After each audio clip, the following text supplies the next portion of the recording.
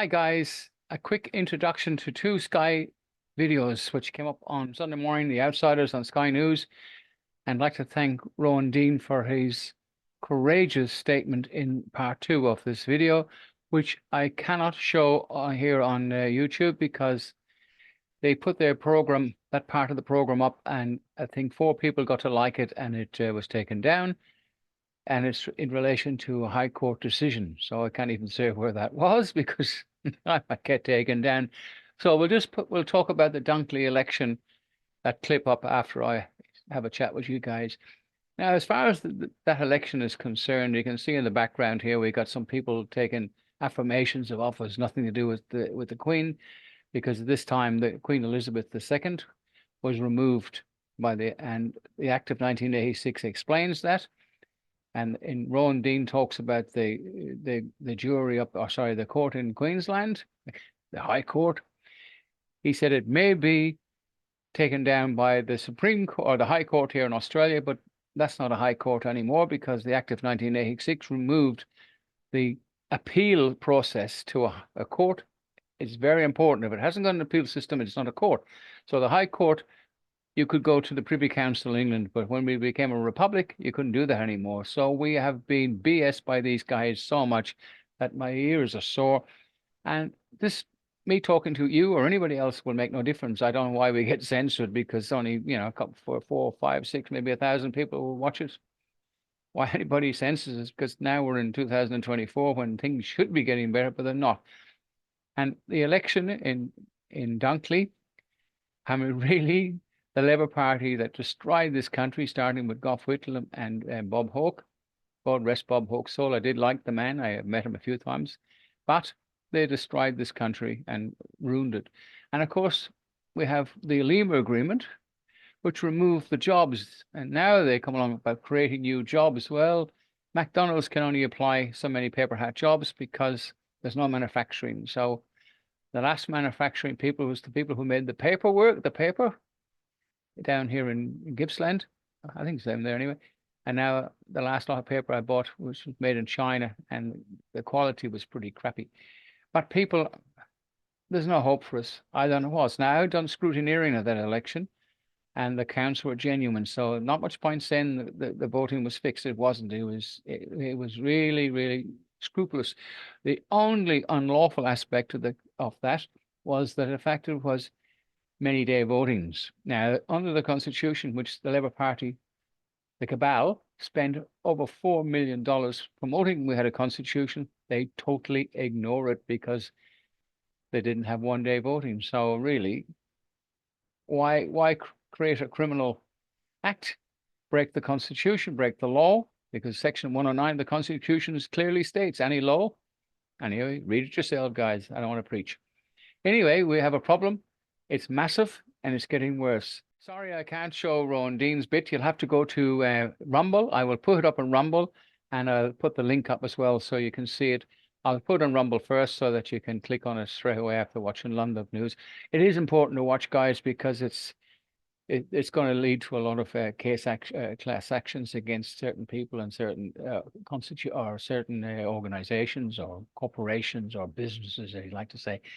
Anyway, this is London News. Sign off, guys. Thanks for watching. Spread the word and share these things as much as you possibly can. Bye for now. Good morning and welcome to Outsiders, the show that is to woke virtue signalling and identity politics on steroids. What this particular US military spokesperson is to striking fear into the hearts of the military leaders of Russia, China, Iran, and North Korea. All too often, I hear leaders talk about providing everyone with dignity and respect like it's an aspirational goal. That's not good enough. Dignity and respect is the bare minimum. It's the floor of where we can be. We must set our sights higher and focus on intentional inclusivity because there are still far too many people out there, not just LGBTQ individuals, that feel marginalized, shut out, or discriminated against. Oh yes, you can just imagine China watching that. The West's enemies tend to be slightly more fearful of you know, classic military tough talking and macho bravos. Bravissimo! Bravissimo! Here we Still. go. So for all of you out there, I ask you to set out your symbols of pride, share your pronouns in your email, particularly if you're a person who doesn't think they need to. Ah, yes, well, share those pronouns. That'll show the Ruskies. But can someone remind me what the most common Russian and Chinese pronouns are? Initiate difficult conversations about racial and gender barriers, and share a bit of your vulnerability in a way that draws others in. Well, I'm really not sure that showing your vulnerabilities to draw others in is a brilliant military strategy. We might ask Richard Kemp about that later in the show, but let's hope we never find out. In the meantime, let's grab the latest Outsiders news. Perhaps instead That was of unbelievable. Bravissimo, he was talking about setting up a honey trap. Maybe we're not thinking this through. You're drawing people in with your honey Exactly. trap. I don't know what They Very divulge clever. their secrets. Yeah. And Somehow when I think Honey Trap, I don't think of that character who is just up there on the screen. all right. Well, speaking I'm of, reading. apparently there's a spy in the Australian politics somewhere to do with the. We'll be talking about that later in Yes, the show. we certainly must. will. We But must. let's talk now about the elect. There was a by-election last night that the Libs came, nearly won. At one point there, it looked like they could win. Then they didn't. There was a swing, but it wasn't a big enough swing, etc., etc. Let me just say this. I personally am thrilled with last night's result. Why? Because had Labor lost, they'd have gone into a tailspin. Somehow or other, they would have managed to get rid of Albo, and they might have put someone electable into the role running up to the next election. But now what we have, thanks to yesterday, we're going to have the Albo Clown Show is going to carry on. They're going to be booking more Taylor Swift concerts. They're going to be rushing around. They're going to be living the high life, off to the tennis, doing all this. And the poor people of Australia will suffer and watch this clown show carry on. So I reckon it's a result that will lead to Peter Dutton being the next Prime Minister. What do you reckon, Rita? Well, you heard it here first. We said here last week, Labor were the hot favourite to retain that seat. It was likely going to become a marginal seat, and that is precisely what's happened. If they have a swing like that throughout a number of seats, they're going to be in a bit of trouble. So it's all a question of whether this swing will be reflected elsewhere. I'm not shocked by this. This is what we expected to happen.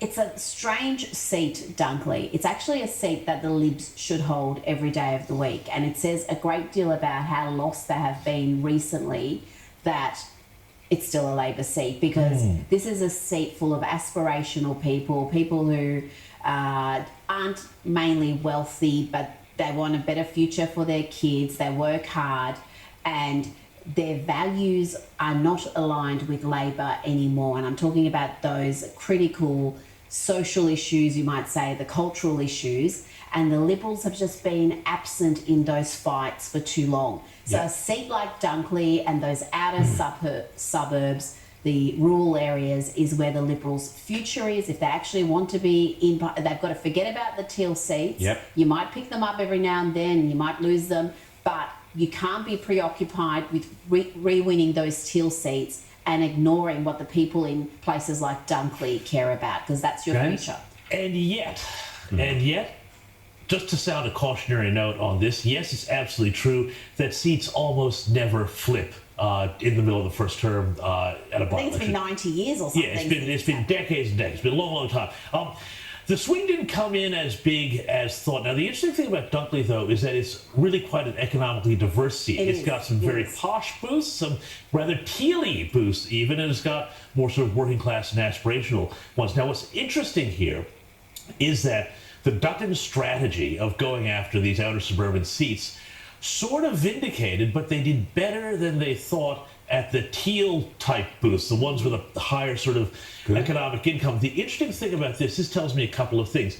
Number one, they shouldn't completely give up on those teal seats. All right? I agree with that, There's- 100%. And I'm saying that that's still the heartland, but never give those up, because need those back to get government. Number two, you listen to some of the Voxies last night, speaking to people on the street. People were saying, oh, it's the cost of living stuff, and then they were saying, we're going to vote for Albo. and they were going to vote for Labour. And part of that, I think, is that because Albo has the ability to basically bribe people with the stage 3 tax cut changes, that cut through, and there's no doubt about that. And I think that if that by-election hadn't occurred, the stage 3 debate might be very different right now. The message, though, for Peter Dutton has to be one where they say, look, Albo is telling you lies. He's gaslighting you when he says things are getting better, that your income is going up. It's not. Prices are still too high.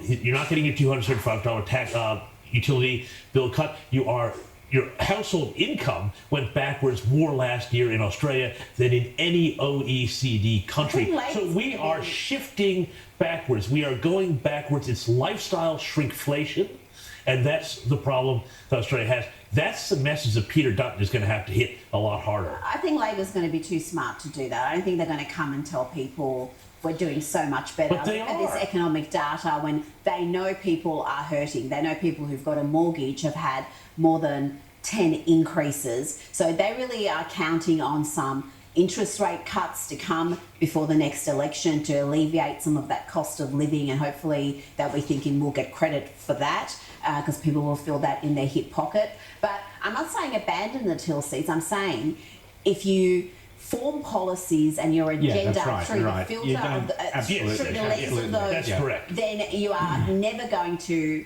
make a meaningful impact in those outer seats in the regional areas. And in fact, in a second, we'll be looking again at how the Teals have betrayed the Jews of Australia. Appalling letter written by all the Teals who pretend that they're not a political party. They are. They all signed a letter to Penny Wong urging aid to be sent, refunding of UNRWA. This is the mob that we've talked about here, and the Teals are there begging for more funding for UNRWA to be restored. Well, that is essentially an absolute anathema to any Jewish person in this country, quite rightly, and the Teals will probably get rid of the seats themselves with any luck, James. Seriously, the way they're carrying on.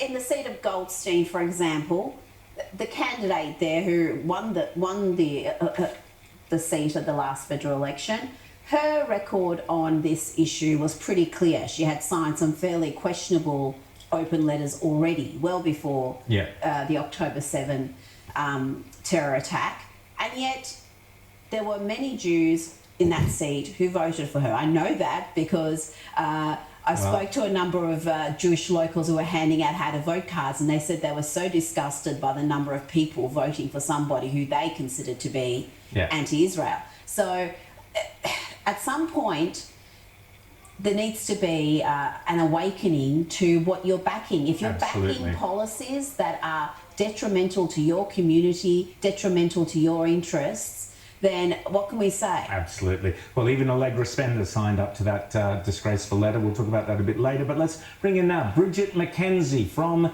the National. Senator McKenzie, great to see you as always. Let's get your take on, was this, this is obviously a loss for the Libs last night, but there was a swing towards the Liberal Party. So how did you read it? What's your take out? Yeah, I think your analysis, both James and Rita, very, very on point.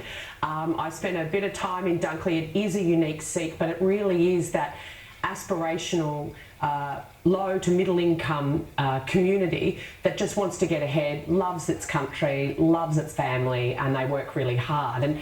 And Albanese isn't actually delivering for them on a raft of fronts, and I think they need to understand more and more that that is the actual fact. But it was a really strong result yesterday for Peter Dutton and Nathan Conroy, I thought.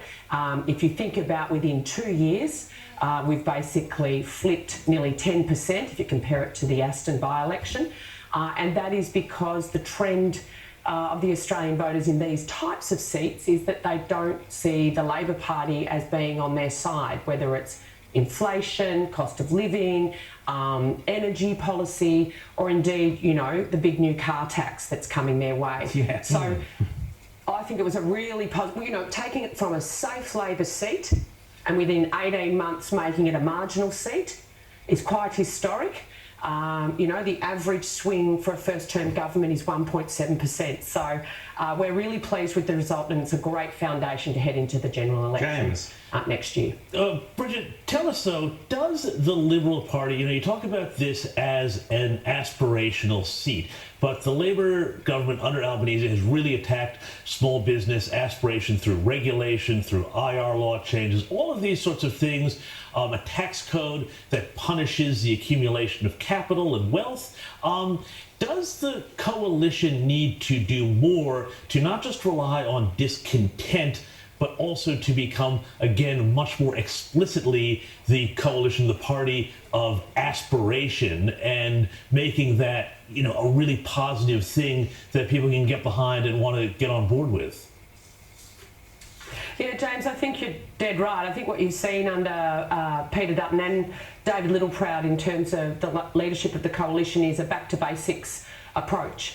And I think that's working. Australians are doing it tough, and they need to see, have the government's failures obviously exposed, which is part of our job.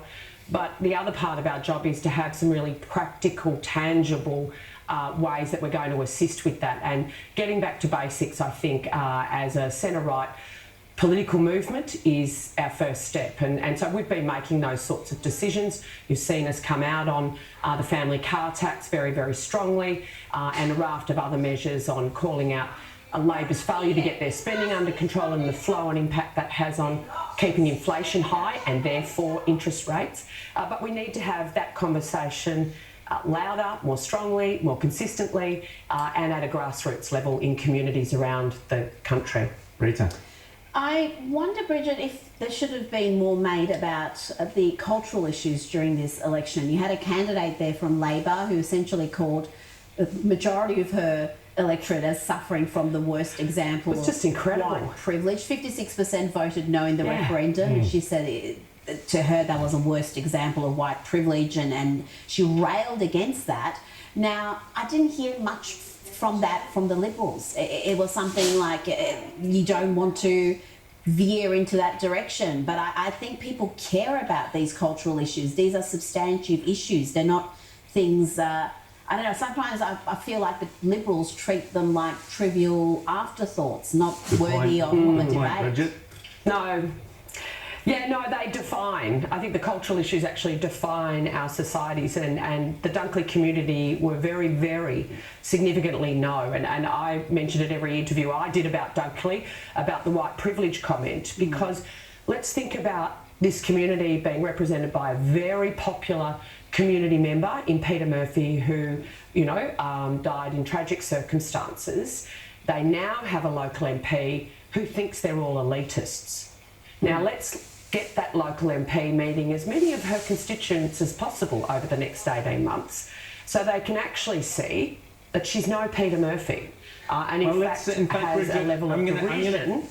I'm going to jump in there, Bridget. A level of derision to her No, community. she's an extremely charismatic individual, and I want to play you a clip which shows her personality, her charisma, the impact, the dynamic impact she is going to have on the Australian Parliament, and watch even Albo shudder in the corner as she's speaking. Take it away, new member for Dunkley. Rowan.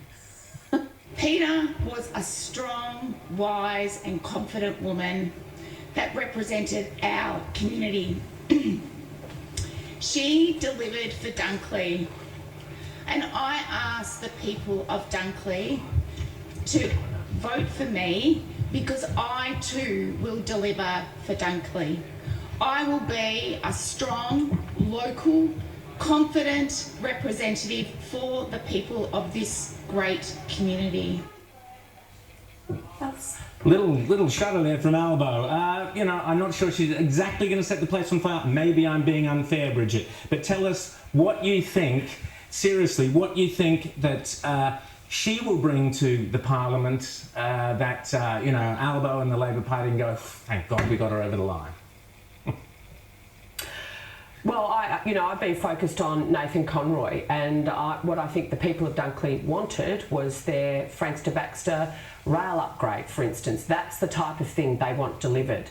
The Labor Party really didn't put on the table any great promises in this campaign to be delivered. In fact, They've restricted funding to the 2 local councils within Dunkley. They haven't had a major project being funded in the last 2 years. So she's got a big hill to climb if she's going to actually deliver for Dunkley before the next federal election. And I think Albo and his incompetent ministry will be not helping her fulfil that promise she just made on that clip. James. But now let's sort of throw things a bit forward here. We've got a budget coming up here. You're expecting, I would expect, there's going to be an awful lot of money thrown around. There's going to be very little in the way of spending restraint in terms of what's coming down the road. This is all going to be setting up, obviously, for an election probably next year, but possibly later this year. How concerned and what is the coalition going to be doing to counter this sort of wave of money and say, oh, well, we're going to make this cheaper and that cheaper by taking it out of this pocket and putting it into that pocket and clipping the ticket along the way? Well, it's a really good question, James, and I think Australians need to be cognisant that the excessive spending by this government, I think it's, in excess of $200 billion additional spending over the forward since they've come to power, is actually making getting inflation under control harder. And you see that in the figures. And Michelle Bullock is not going to put downward pressure on the interest rates, which is the thing that's really killing the suburbs out there, until she can see some restraint from these guys, let alone the productivity drag. So every decision they're making is making getting inflation and therefore interest rates harder. We need to unpack that very complicated relationship much more simply and clearly for the Australian public, so that the fault of that high mortgages and the fault of high grocery prices and energy prices is sitting squarely at the feet of the Labor Party and not the Ukraine war, which they're still trotting out as one of the reasons why Australians are struggling. I mean, get a grip. So that is our task. And I think those who are, the economists in our community, independent and otherwise, need to be really prosecuting that going forward, because these guys aren't putting any discipline into their budget. They are going to go on a spending spree.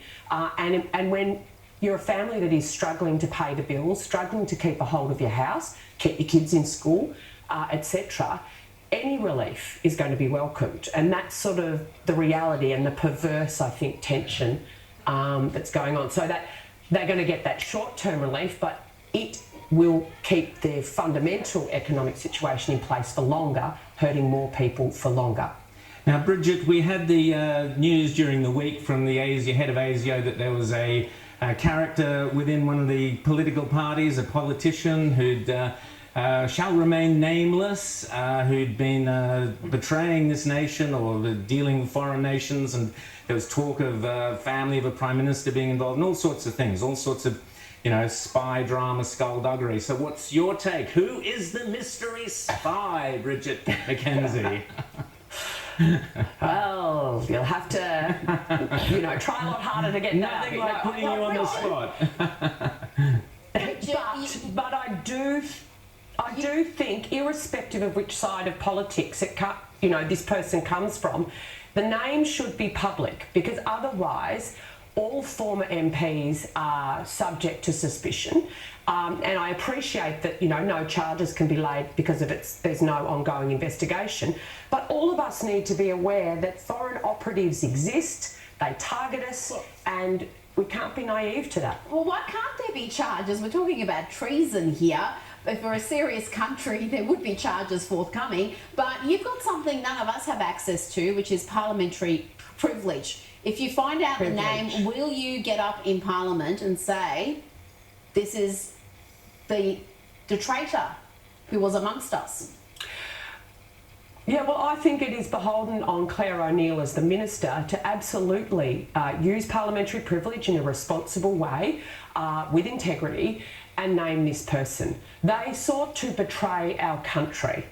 They do not deserve to be protected in any way by the political class. It's not Burgess's job. He's a man of high integrity, and in frustration in his, statement around intelligence matters, made this known, that this was a fact. It is then beholden on the government to name that person so that you can take the associated guilt off those not operating with foreign operatives, but also highlight how serious this is. James? But Bridget, Not trivial. It's absolutely not trivial. It's really, really, really serious. It doesn't get much more serious than this. But this is the real problem. The fact that, when you and other people say that it will take the shade off of other people who are ex-parliamentarians or other parliamentarians, the fact that I think everybody in the media and political class has been over the last 72 hours playing this party game of, who could it be? And the fact that there are so many potential people that people are thinking about, does that indicate that we actually have a much bigger problem than just this one particular person, that this foreign influence, that there are so many people who are under that shade, suggests that we have a real serious problem. Yeah. Well, that's why it's so important, James, that the name is released. And then it actually becomes clear. I just don't know what the government's got to hide on this. It's not a trivial matter, as we all recognise. There is no need to protect this person because they weren't thinking of protecting any of us or our country or our future. So they don't deserve protection. I just don't know why the name won't be released and the speculation can end. And this person will have to then deal with the consequences of their own behaviour. Well, maybe we should do charades, sounds like 2 syllables, ends with whatever, rhymes with. We can have a lot of fun. Bridget McKenzie, thanks so much for coming on Outsiders this morning, and we'll speak to you again soon. Thanks so much. Now, carrying on with, so I was just talking about the Teals. Let's talk about the Teals briefly. They pretend not to be a political party, as I said before, yet they have all signed, all of them, Allegra Spender, Zoe Daniels, Sophie, whatever her name is, all of them have all signed this thing urging funding to go back to UNRWA. We know for a fact that funding for UNRWA in all likelihood ends up going either towards educating people to be terrorists or actually terror events themselves. That's been the evidence that's been provided. Why on earth would the Teals, Rita, be pushing to have UNRWA being refunded by the Australian taxpayer is utterly beyond me, and it says what I've always said.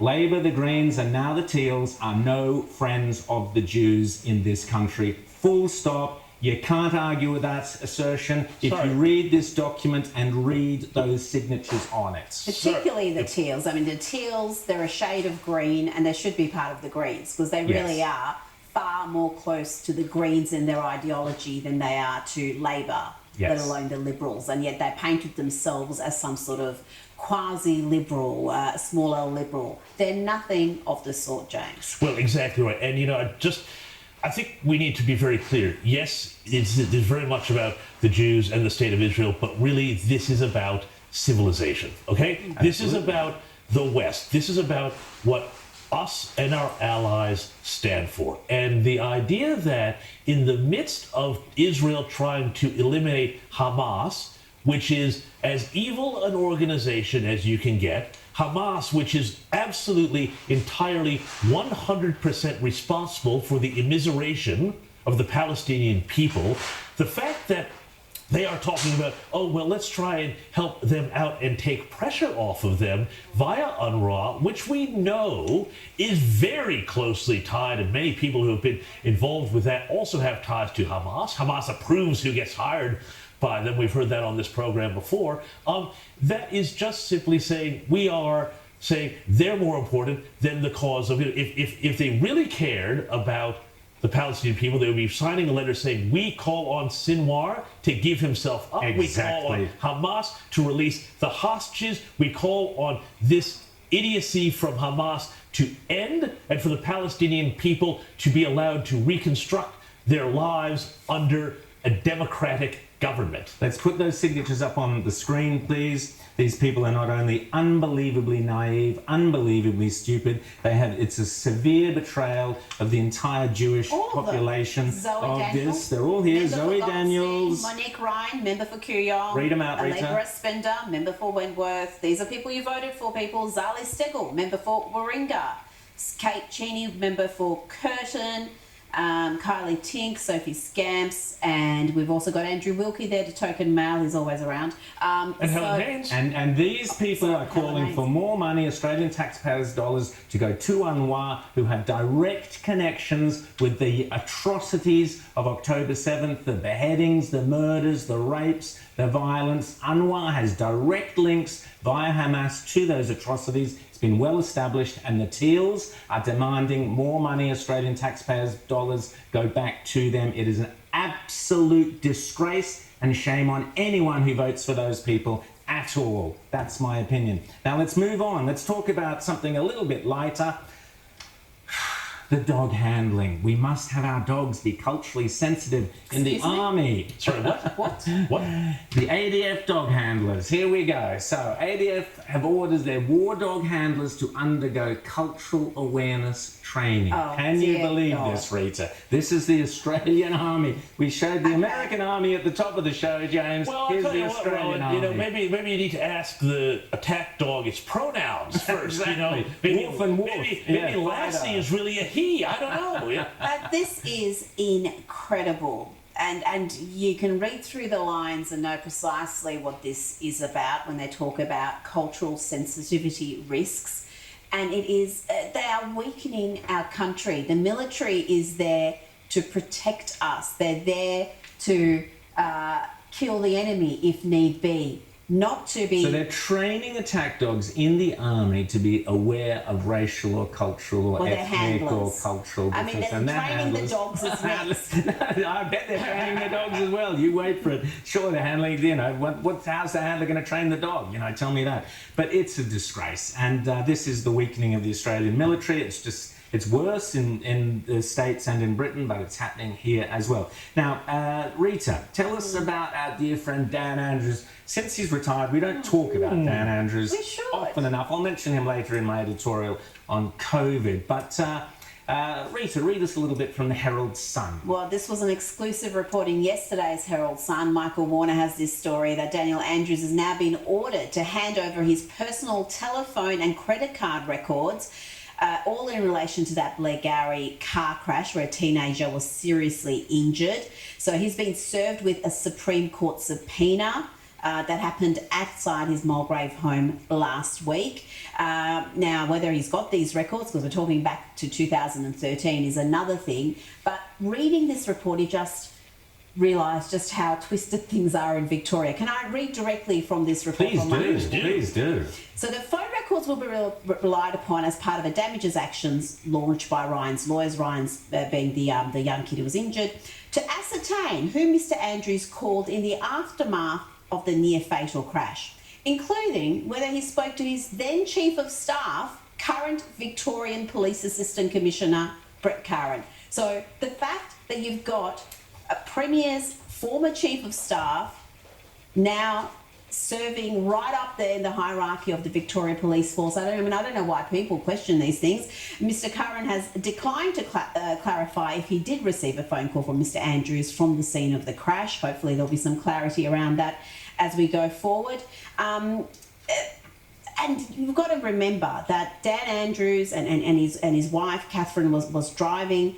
They've always maintained that this teenager's bike T-boned their Ford Territory, their car, but the teenager said no, their car was speeding and seemed to come out of nowhere.